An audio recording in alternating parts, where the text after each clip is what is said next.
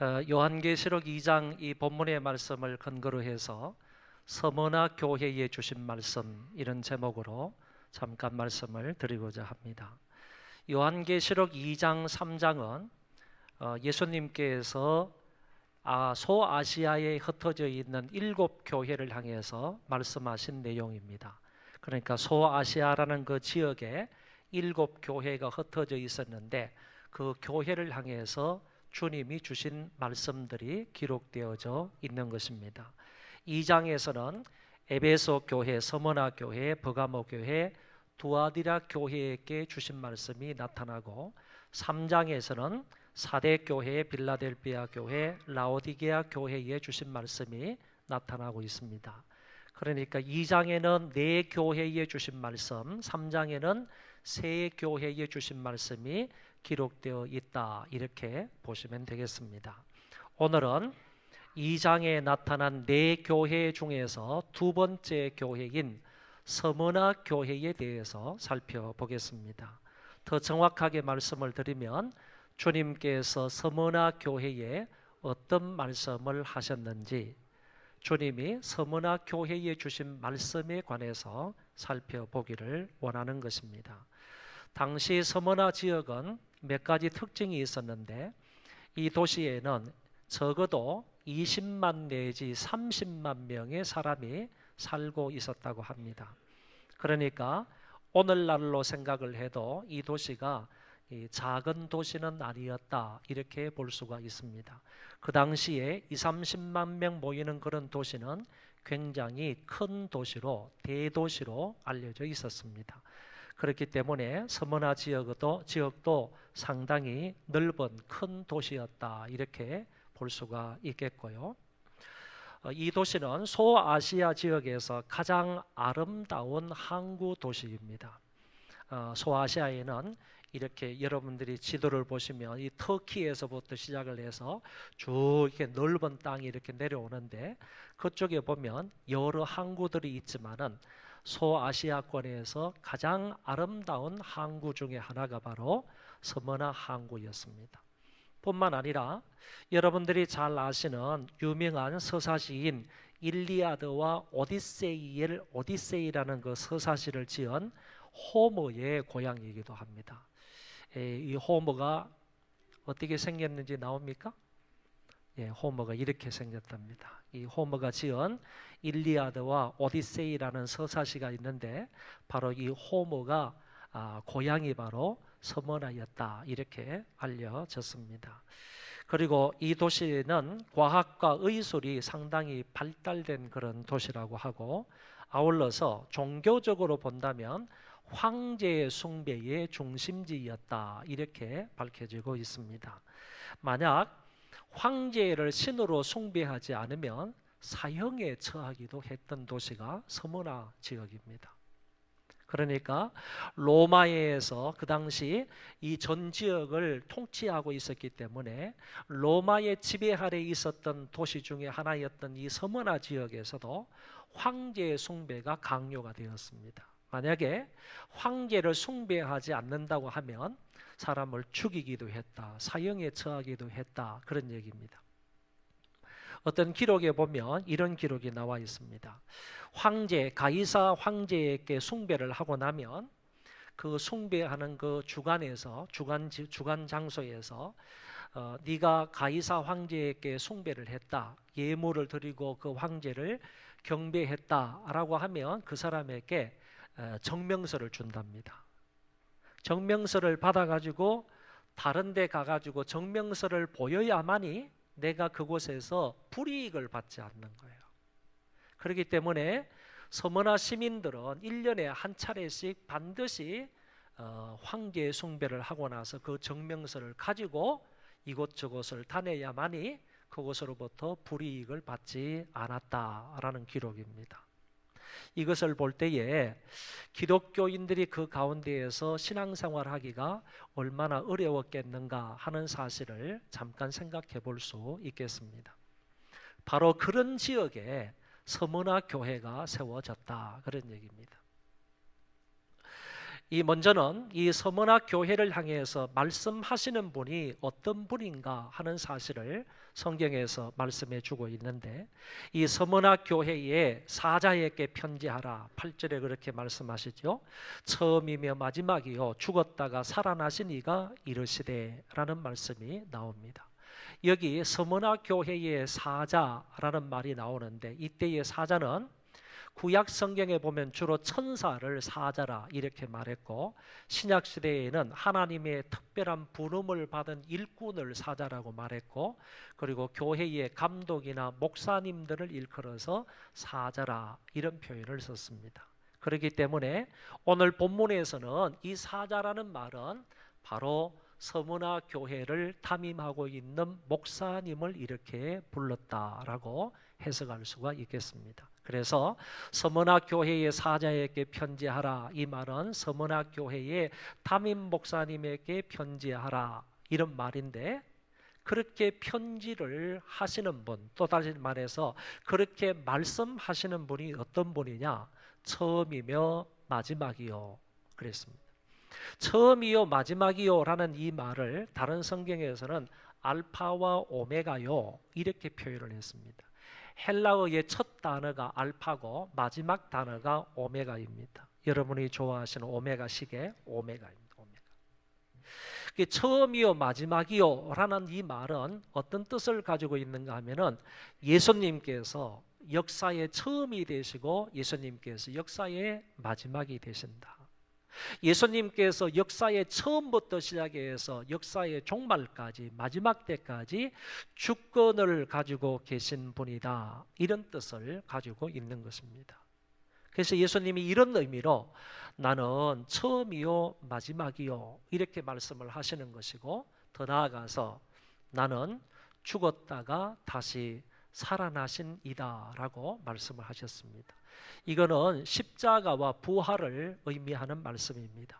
예수님께서 저와 여러분들의 죄를 위해서 십자가에 달려 돌아가시고, 그리고 장사 지낸 바가 되셨다가 그 가운데서 3일 만에 다시 살아나셨습니다.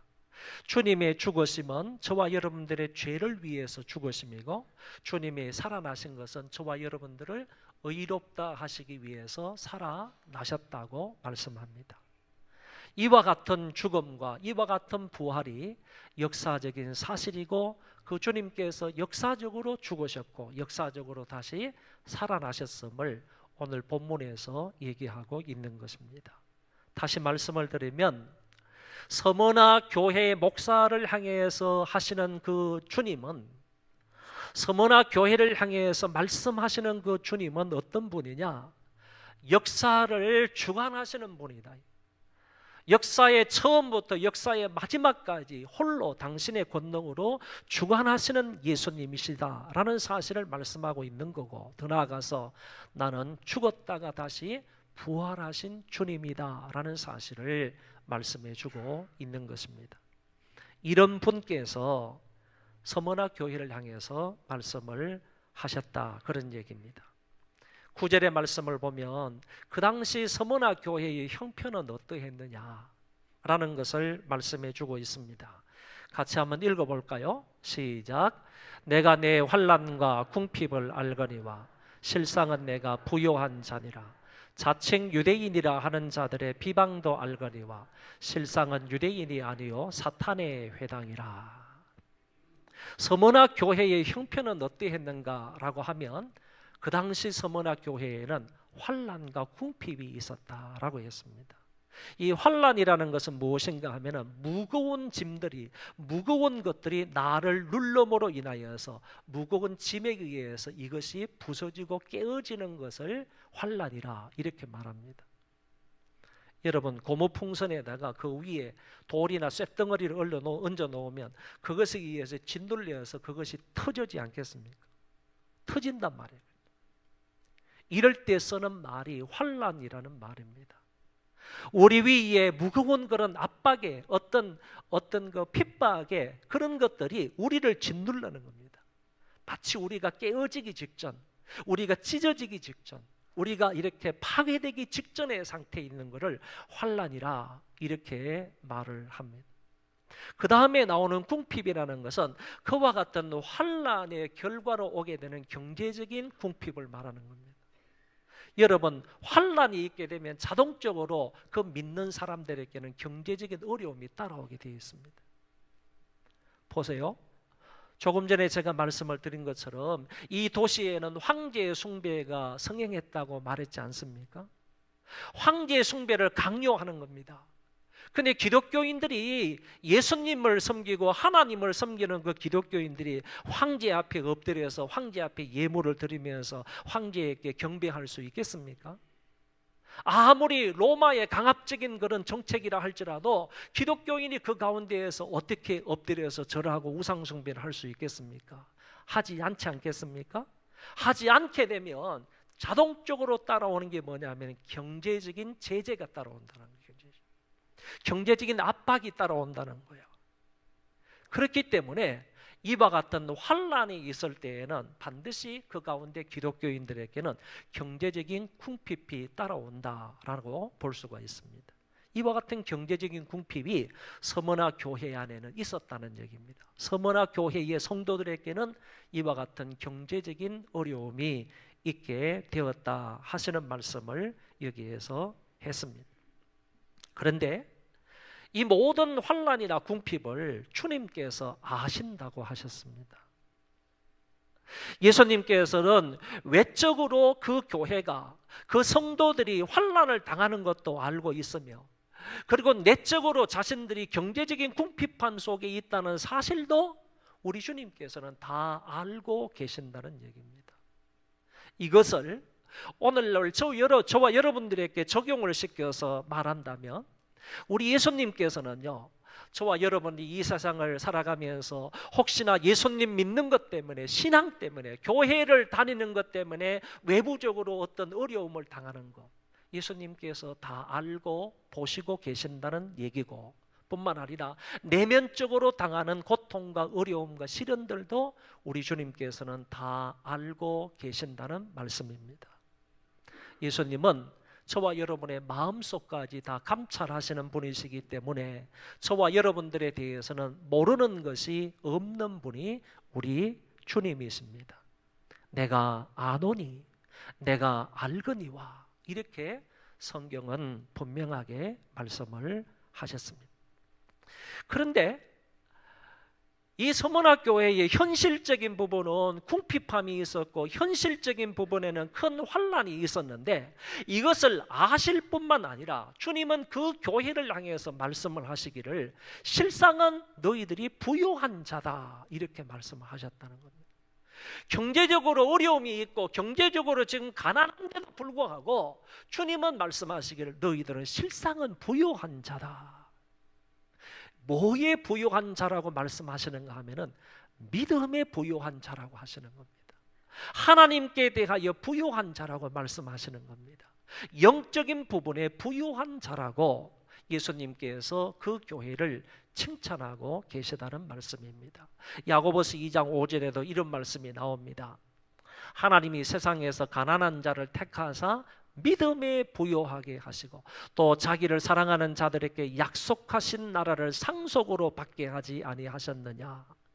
약속하신 하나님 나라를 상속받게 되었기 때문에 하나님 나라를 상속받은 사람은 비록 이 세상에서 경제적으로 어렵게 산다 할지라도 그 사람은 믿음이 부유한 자라는 거예요. 믿음이 큰 자라는 얘기죠.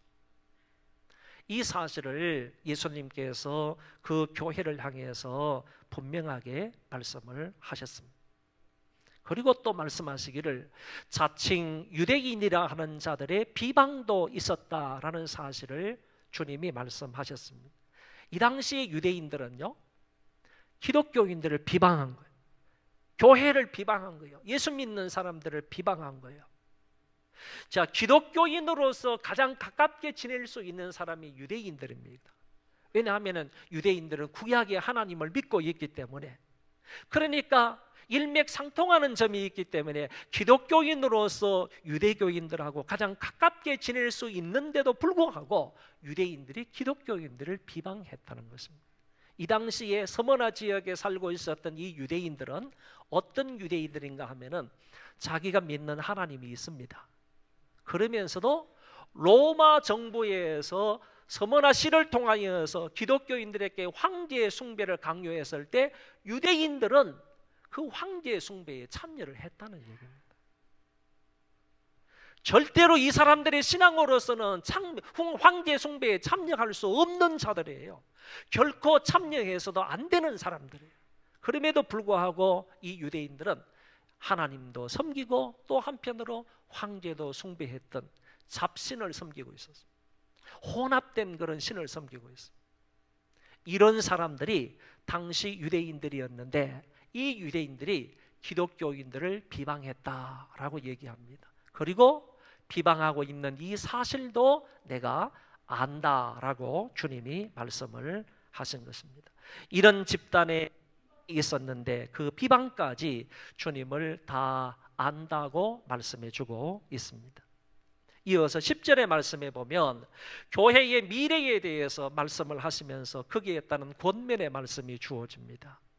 지금까지 이렇게 환난과 핍박이 있었지만 실상은 너희들 부요한 자다. 그리고 너희들이 유대인들의 비방을 받고 있다는 사실도 내가 알고 있다. 교회의 현재적인 형편에 관해서 말씀을 하시다가 이제 이 교회의 미래에 관해서, 앞으로에 관해서 예수님이 말씀을 하셨습니다. 또 한번 읽어볼까요? 너는 장차 받을 고난을 두려워하지 말라. 볼지어다 마귀가 장차 너희 가운데에서 몇 사람을 오게 던져 시험을 받게 하리니 너희가 10일 동안 환난을 받으리라. 내가 죽도록 충성하라. 그리하면 내가 생명의 관을 내게 주리라. 아멘. 앞으로요, 지금까지도 환난이 있었고 궁핍이 있었고 유대인들의 비방이 있었는데 그럼에도 불구하고 이제 앞으로는 좀 탄탄대로가 되었으면 좋겠는데, 형통했으면 좋겠는데, 좀 더 평안했으면 좋겠는데 그게 아니라 너희들 교회 앞길에도, 너희 성도들 앞길에도 이와 같이 환난과 핍박이 있게 될 거다. 10일 동안 적어도 사탄은 너희들을 옥에 집어넣게 될 거다. 몇 사람을 선택해서 옥에 집어넣게 되고 그 사람들은 10일 동안 이와 같은 환난을 받게 될 것이다. 앞으로에 관해서, 교회의 미래에 관해서 예수님께서 다시 말씀을 하시는데 핵심된 내용은 환난과 핍박이 여기에서 끝나는 것이 아니라 미래에도 교회에는 이와 같은 환난과 핍박이 있을 것이다 하는 것을 얘기하셨습니다. 그런데 가만히 보시면요, 마귀가 장차 너희 가운데에서 몇 사람을 오게 던져 시험을 받게 하겠다. 시험의 주체가 누구냐 하면 마귀라는 얘기입니다. 서머나 교회가 조금 전에 말씀을 드린 것처럼 유대인들의 비방을 받을 수 있습니다. 유대인들로부터 이 사람들은 시련을 당하는 겁니다.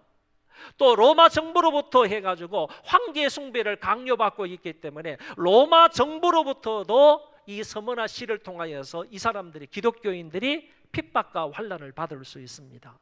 그렇지만은 주님께서는 이 사람으로부터 비방을 받든지 이 사람으로부터 환난을 받든지 간에 그 배후에 의해서 역사하는 놈은 바로 마귀라고 얘기하시는 겁니다. 마귀를 통하여서 바로 이런 유대인들의 비방이 있게 될 것이다.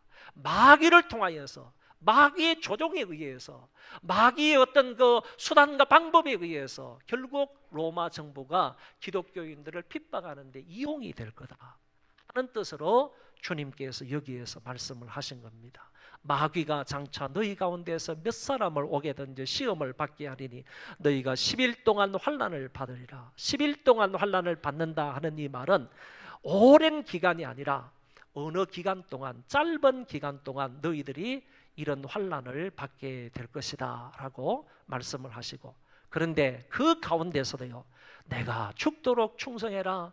그리하면 내가 생명의 관을 내게 주리라고 주님이 말씀하셨습니다. 이게 바로 주님이 서머나 교회를 향해서 당부하시는 말씀이에요.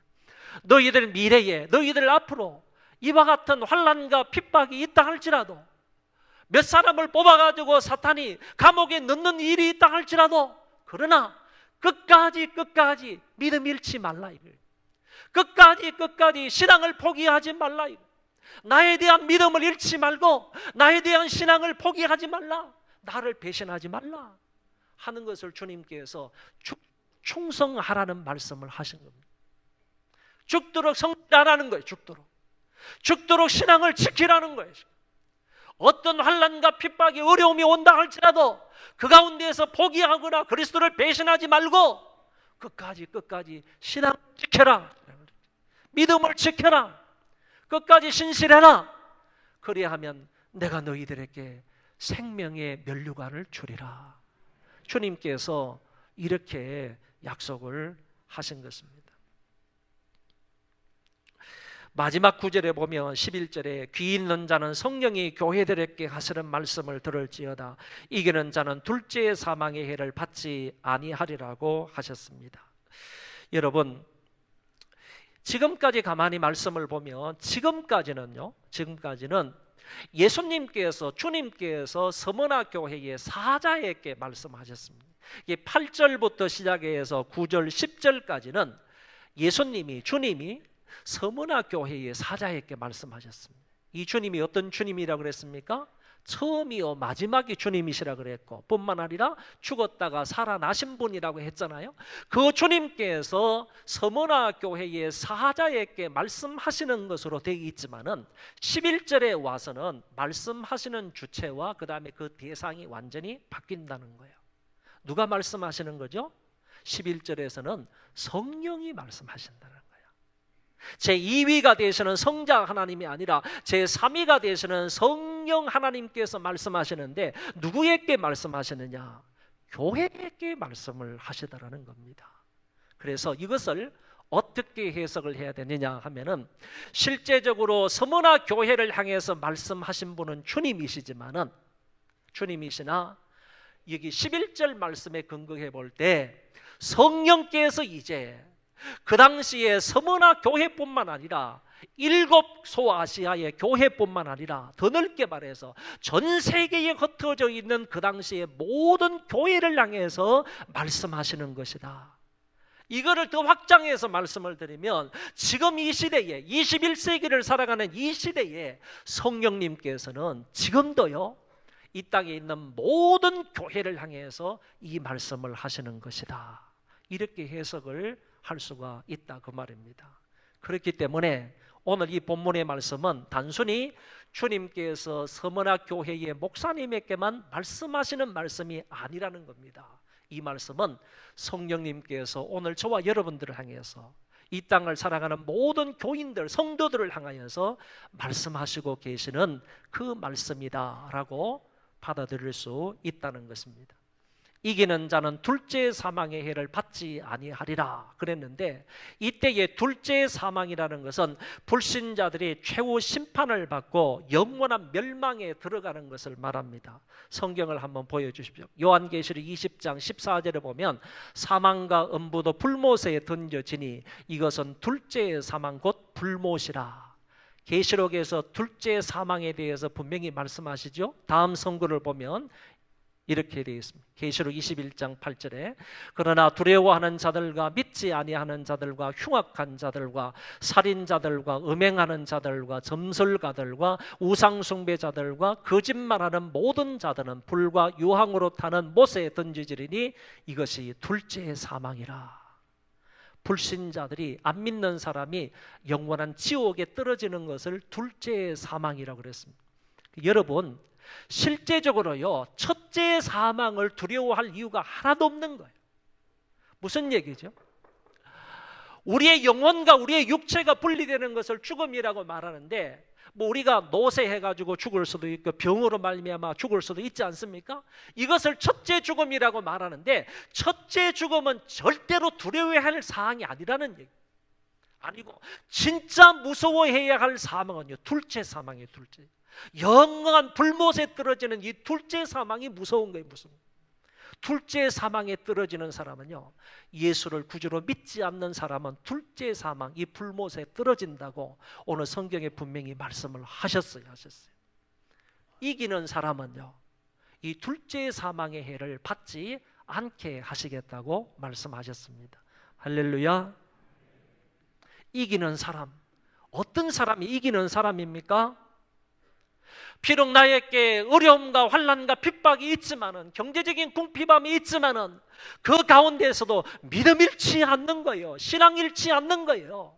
예수를 버리지 않는 거예요. 십자가를 버리지 않는 거예요. 굳게 붙들고 앞을 향해서 전진해 나가는 그런 사람. 나를 짓누르는 그런 핍박이 있습니다. 경제적인 어려움이 있습니다. 그 가운데서도 그리스도를 포기하지 않고 그리스도를 믿는 믿음을 잃지 않고 끝까지 예수 그리스도의 십자가를 붙들고 나아가는 사람이 이기는 자예요.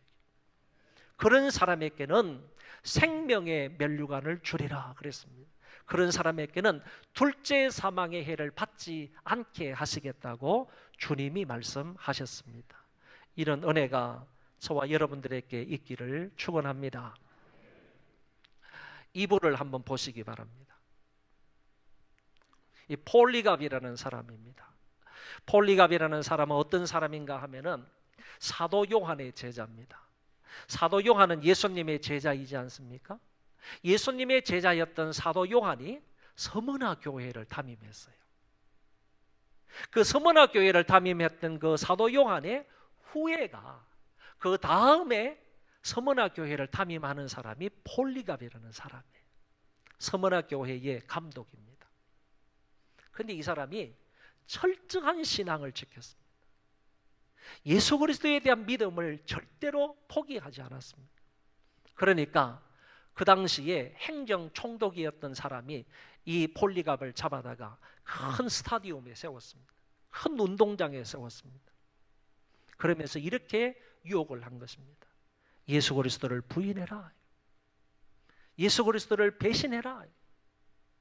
여기에서 한마디만 말한다면 내가 너를 풀어줄 수 있다. 그렇지만은 이 폴리갑이 그 말을 듣고 난 이후 이렇게 얘기를 합니다. 주님께서는 나를 86년 동안 나를 배신하지 않으셨는데 어떻게 나의 왕이시며 나의 주이신 그 주님을 내가 배신할 수 있겠느냐?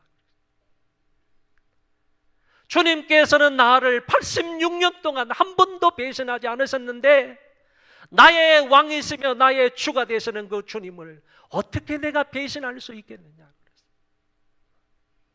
그 총독이 이런저런 말로 회유를 합니다. 그렇지만은 폴리갑은 끝까지 예수 그리스도를 배신하지 않았습니다. 마지막으로 이렇게 말합니다. 너 그리스도를 부인하지 않으면 여기 화형시켜서 죽이겠다. 화형시켜버리겠다. 불에 태워서 죽여버리겠다. 이때 폴리갑이 이렇게 말합니다. 잠깐 타다가 없어질 이 불로 너는 나를 협박하지만은 너는 영원히 불타는 그 지옥을 면치 못할 거다. 빨리 이 일을 행하라 그랬습니다. 그리고 나서요, 여기 보는 것처럼 저렇게 활활 장작불이 타는 그곳에 이 폴리갑이 스스로 들어가서 그 속에서 순교하게 되는데 서머나 교회에서 12번째 순교자가 되는 겁니다. 서머나 교회에서 12번째 순교자가 폴리갑, 그 교회를 담임했던 폴리갑이 되고 마는데 여러분 생각해 보시기를 바랍니다. 한 교회에서 순교자가 12명이나 났다. 이거는 보통이 아닌 것입니다. 얼마나 그 교회가 외부로부터 핍박과 환난과 이런 고난과 이런 어려움들을 많이 받고 있는지를 증명해 주는 겁니다. 그렇지만은 그 교회의 성도들은 믿음을 잃지 않았습니다. 죽으면 죽으리라 하는 신앙으로 예수 그리스도를 부인하지 않았어요.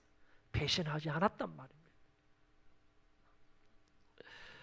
사랑하는 소망교회 성도 여러분, 어떤 교회가 건강하고 좋은 교회입니까? 돈이 풍성하고 쓸 때 쓰고 남아도는 그런 교회가 좋은 교회입니까? 물질적으로 풍요한 교회가 좋은 건강한 교회입니까? 아닙니다. 아닙니다. 이 물질보다도 더 중요한 게 믿음의 부요함입니다. 믿음이 부요한 교회가 좋은 교회입니다. 여러분 각자가 우리 모두가 하나님을 절대적으로 신뢰하고 믿고 있는 이 믿음이 좋은 교회, 그런 교회가 좋은 건강한 교회라는 얘기입니다. 하나님에 대해서 부요한 자들, 비록 세상에서는 많이 가진 것 없다 할지라도 하나님 여호와에 대해서 부요한 사람들, 믿음이 부요한 사람들, 이런 사람들이 많은 교회가 좋은 교회이고 건강한 교회입니다. 이런 교회가 되어지기를 바랍니다. 또 어떤 교회가 건강하고 좋은 교회입니까? 환난이 아무것도 없이 그저 1년 내내 편안하게 지내는 교회가 좋은 교회입니까? 그것도 아닙니다. 비록 교회 안에 환난과 궁핍함이 있고 환난과 고난과 핍박이 있다 할지라도, 어려움이 있다 할지라도요, 그 가운데에서 끝까지 믿음을 지키는 교회가 좋은 교회입니다. 환난이 없는 교회가 좋은 교회가 아니라 환난이 있어도 그 가운데에서도 믿음을 지키는 교회가 좋은 교회라니까. 하나님에게 주님으로부터 인정과 칭찬을 받는 교회는 그런 교회입니다. 그런 교회.